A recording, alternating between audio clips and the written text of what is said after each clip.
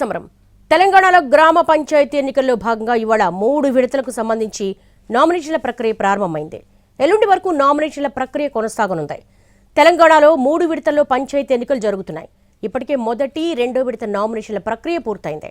పంచాయతీ ఎన్నికల్లో భాగంగా గ్రామాల్లో ముమ్మరంగా ప్రచారం చేస్తున్నారు సర్పంచ్ అభ్యర్థులు. ఓటర్లను ఆకట్టుకోవడానికి గ్రామాల్లో సమస్యలను హైలైట్ చేస్తూ ప్రచారాన్ని కొనసాగిస్తున్నారు. హన్మకొండ జిల్లా కమలాపూర్ మండలం నేరెళ్ల గ్రామంలో 2 సర్పంచ్ అభ్యర్థులు శ్రీరామ్, నాగలక్ష్మి వినూత్నంగా ప్రచారం చేశారు.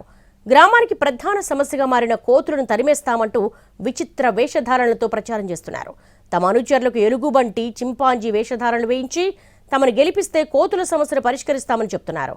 నేరెళ్ల గ్రామంలో 1537 మంది ఓట్లున్నాయి. ఈ నెల 11వ తేదీన పోలింగ్ జరగనుంది.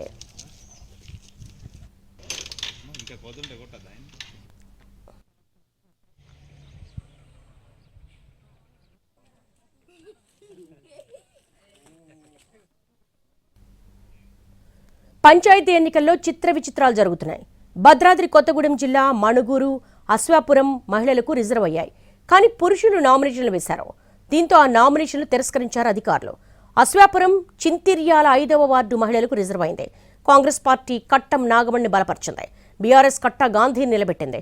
2 నామినేషన్లు పరిశీలించిన అధికారులు గాంధీ నామినేషన్ తిరస్కరించారు.